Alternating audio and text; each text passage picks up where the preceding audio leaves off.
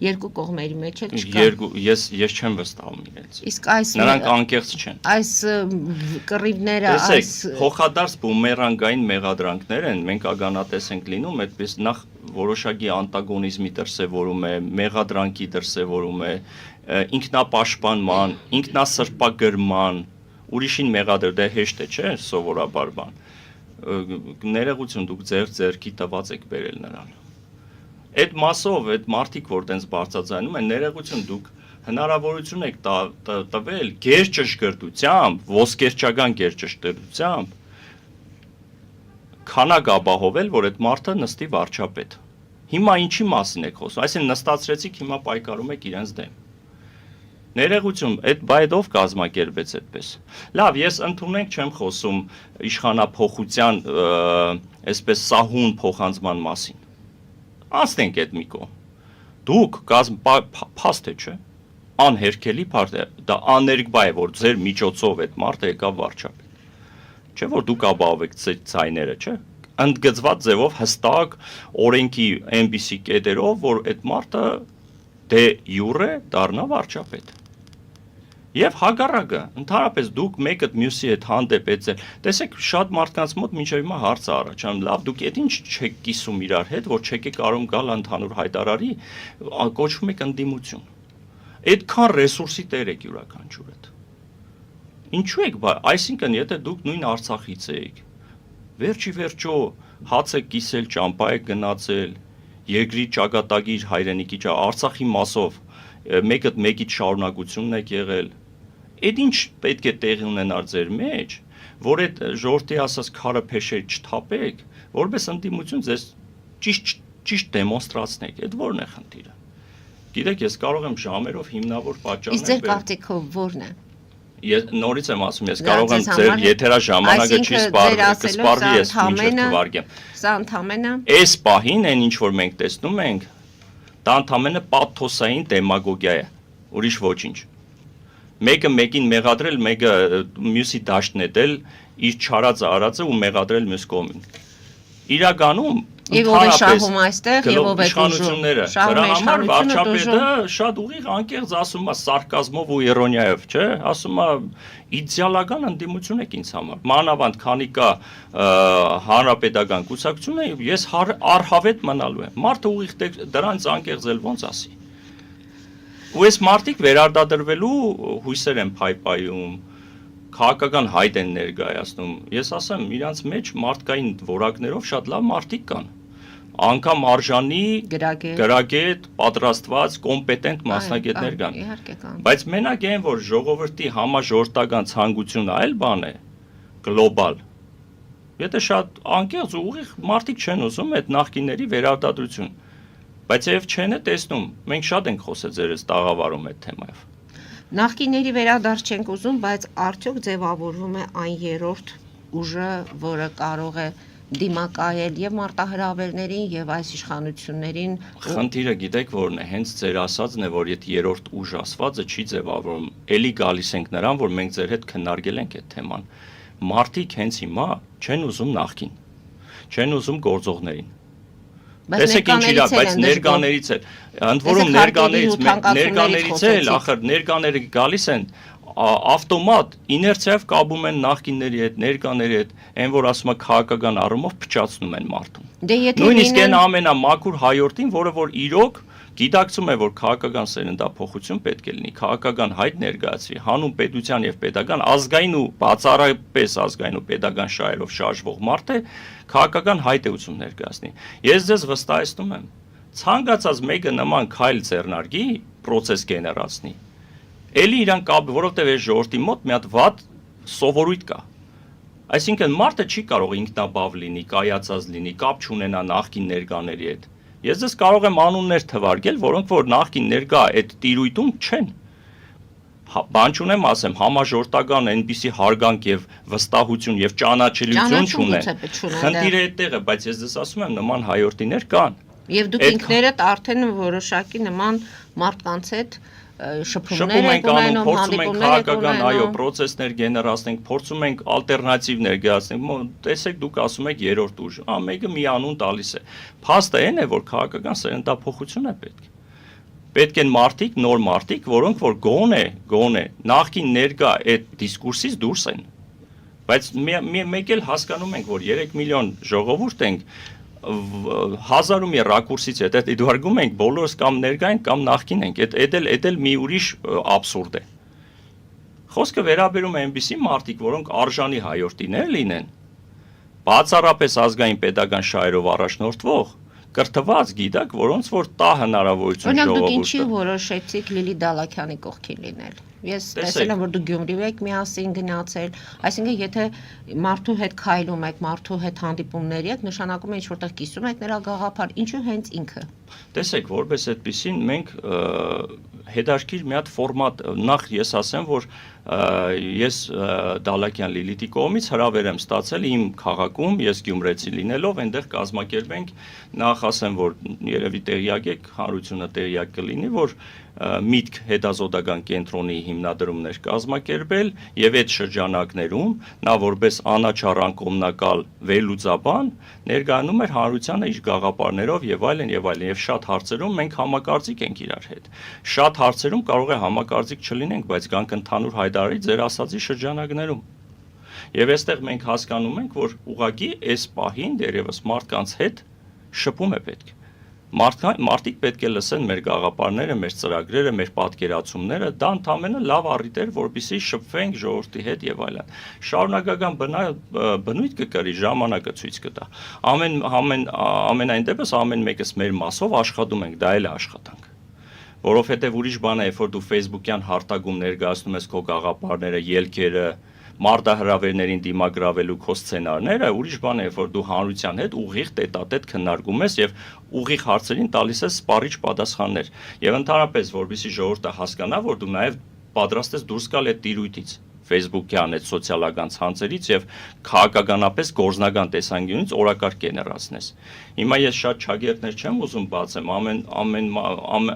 ամենայն դեպս մենք փորձում ենք մեր ունեցած համեստ հնարավորություններով մեր տեսլականը, մեր պատկերացումները ժողովրդին ներկայացնենք։ Իսկ դա նշանակում է, որ պատրաստվելու եք ընտրություններին։ Չի բացառվում, ես չեմ բացառում։ Չի բացառվում։ Ամենայն դեպս ժողովրդի, եթե մենք տեսնենք, որ ընդհանրապես մենք ասելով նաև շատ այլ վերլուծաբաններ, որոնք նաև քաղաքական հայտ կներկա, փորձագետներ։ Փաստը այն է, որ եթե համաժողովրդական, այսպես ասած, սիգնալ մենք ստանանք, մենք գործնական փուլերի կանցնենք, ամենայն դեպս մեր այս պահին ես ինքս չեմ բավարարվում միայն իմ հոդվածներով, հրապարակային ելույթներով, եթե բանը հասնի նրան, որ իմ պես մասնագետը, իմ պես մարդը արժանի է ժողովրդի մանդատով եւ ժողովրդի կամարդայդությամբ իշխանական process գեներացնեմ ես։ Դե նոյնտապանը կրկին եթերում է։ Դե կհետևենք զարգացումներին, կտեսնենք այդ նոր ուժ, առողջ ուժ, ոչ նախկին, ոչ ներկա, արդյոք կձևավորվի այդ համակարգ ասեմ, թե մարդիկ ասեմ, մի խոսքով ամեն դեպքում ժողովուրդը կորիզը ժողովուրդը ինքն էլ է սպասում այդ փոփոխություններին։ Հիմա անդրադառնանք Հայաստանի եւ Ադրբեջանի միջև հաղորդակցության ուղիների մասին վարչապետ Նիկոլ Փաշինյանի հոդվածին։ Ինչ է նշանակում։ Հայաստանի բոլոր ճանապարհները բաց են Ադրբեջանի համար, նույնիսկ իրենց անվտանգությունը ապահովելու հետ կապված, նույնիսկ մտածում ենք նրանց վարորդների հոգեբանության հետ կապված խնդիրների մասին, առաջարկներ ենք ներկայացնում։ Մի խոսքով շատ գեղեցիկ առաջարկ, որը ներկայացվել է Բաքվին, բայց Բաքվից դեռ դրական արձագանքներ չկան։ Ինչու չի արձագանքում Բաքուն այն դեպքում, որ տարածաշրջանային բոլոր տնտեսական եւ տրանսպորտային կոմունիկացիաների բացումը ներառյալ նաեւ Արևմտյան Ադրբեջանից Հայաստանի Հանրապետության տարածքով դեպի Նախիջևան ինքնավար հանրապետություն եւ հակառակ ուղղությամբ Հայաստանի Հանրապետության Մեղրիից Երասկ Ադրբեջանի տարածքով եւ հակառակ ուղղությամբ ամբողջությամբ նախապատրաստված է։ Այսինքն Հայաստանի Հանրապետությունը ասում է մենք ամեն ինչ արել ենք, մնում է դուք ասեք այո։ Ինչու Բաքուն չի արձագանքում այս նախագծին։ Եթե մեկ տողով ասեմ, սա վախով փաթեթավորված ալտրուիզմ է։ Երբ որ դու առաջարկներ ես ներկայացնում, ընդ որում ներկայացնում ես, որ դա վստահաբար, որ երկրու ժողովուրդների համար դա կենսական նշանակություն ունենալու է, այնպիսի մի բան եմ ասելու, որ անգամ ադրբեջանցիներն են, այսպես վաո էֆեկտ չէ ասում են։ Երկաթգիծն ենք Հա, երկարգիծն ենք, բոլոր, ընդ որում այս ամեն ինչը ասվում է, այո, ասում է միակողմանի։ Դուք գետում եք ադրբեջանցի բարձրաստիճան, ոչ բարձրաստիճան, պաշտոնական, ոչ պաշտոնական աղբյուրներում գետում եք հայտարարություն չեք գտնի, որ նրանք եւս պատրաստական են ճանապարհներ բացել, երկաթուղիներ պետք է գնան, հասնեն Ջաբրայլով Դերբենդ, հա, ու ընդ որում հայ քաղաքացիներ հանգիստ պետք է հասնեն նույնիսկ այո, այստեղ։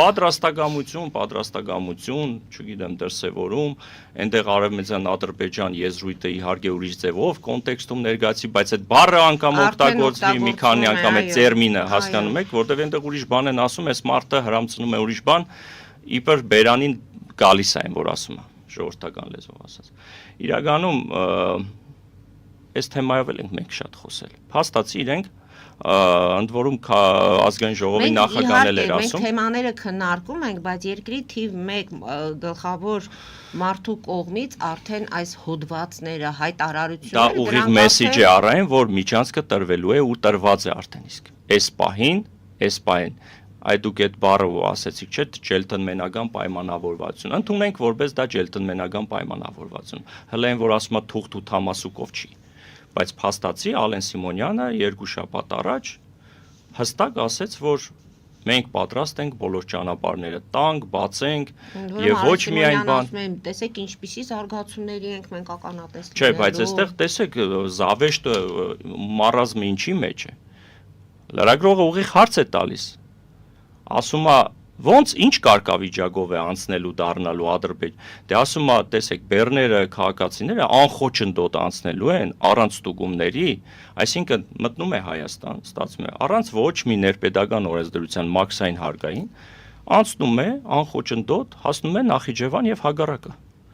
Հիմա եղբայր, դա ինչ է դե ոչ միջանցք, կներեք միջանցքը էլ ոնց է լինում։ Միջանցք եզրույթը գործնականում էլ ոնց է լինում։ Եվ այստեղ ստացվում է, որ դու ասում ես, որ միակողմանի ես պատրաստ դա անելու, որովհետև հենց այսօր մամուլն եմ ուսումնասիրում։ Ադրբեջանական մամուլը հստակ իր ուղերձը տվել է, ասել է մենք այլ բան չենք քննարկում ձեզ հետ, մենք քննարկում ենք նոյեմբերի 9-ի 9-րդ կետի մասով ձեր պարտավորությունները, կատարեք դա։ Ուրիշ բան չեն ասում, իրանք չեն ասում, որ մենք պարտավորություն ունենք մեր մասով, մենք էլ այդտեղ ճանապարհներ տրամադրենք, ձեր այդ ընդհանրապես ասեցին, որ ձեր այդ միֆային այդ խաչմերուկ կոչվածը, որ այսպես մակետի հետ թափահարելով ման է գալիս մեր վարչապետը, ասեցին, որ մեզ ընդհանրապես այդ անլուրջ բաներով մեր ժամավաճառություն եք անում եւ մեզ մի զարմացրեք այդ ձեր բաները, դրանք մենք գիտենք եւ մենք այդ ֆորմատով չենք շարժվում։ Փաստը այն է, Տիգին Մարի, որ միջանցքի տրման խոստում կա, որը պետք է կատարվի։ Ուղղակի իրենք էլի պատերազմով են վախեցնում։ Այդ որ ասում եք, ենթատեքստը վերջի հոդվածի իր գրված կամ ժողովուրդը ոնց ասում է նամյոկը հենց այդ է, որ տալու են միջանցք։ Ընդամենը ինքը ժողովրդին պատրաստում է դրան։ Եվ եկուց մյուս օր, եթե այլ սցենար լինի, որտեղ ինքը վախեցնելով էլի հասկացնում է, որ եթե մենք չտանք, դա պատերազմ է սպառնում։ Բայց ես գտել եմ մի տարբերակ, այն որ ասում է Զալատոյի միջինն եմ գտել, որ այնպես անենք երկու ժողովրդներին բան, մենք բացենք եւ այլն, դրանից մեր տնտեսությունն է շահելու եւ այլն։ Հələ չեմ ասում, թե եթե խոսքը վերաբերում է Մեղրի այդ 44 կիլոմետրի հատվածի բացումը, տնտեսագիտական հաշվարկներով դու այդքան էլ իրենցից պետք է ստանաս, կամ եթե դու դա չասես, իրանք դա ասելու են։ Որովհետև այնտեղ խոսքը գնում է Գյանջայից դեպի Իջևանով երկաթուղու շահագործման մասին եւ այլն, որ ամբողջ Հայաստան տաս։ Այսինքն ինչքան տարածք դու տրամադրում ես երկաթգծի տրանզիտային զոնա որպես, այդքանը իրանցից պետք է ակնկալես։ Եվ այդտեղ ուրիշ հաշվարկներ կա։ Եթե գնանք այն տրամաբանությամբ, որ յուրաքանչյուրի երկրի սուվերենության մաքսային օրենսդրություններով պետք է շարժվենք։ Բայց այդ մասին խոսք անգամ չկա։ Եկեք այն որ ասում է ծուրը նստենք, դուզը խոսենք, նման խոսույթ չկա։ Իրանք նոյեմբերի 9-ի 9-րդ կետի հետևից են գալու։ Եվ վերջ։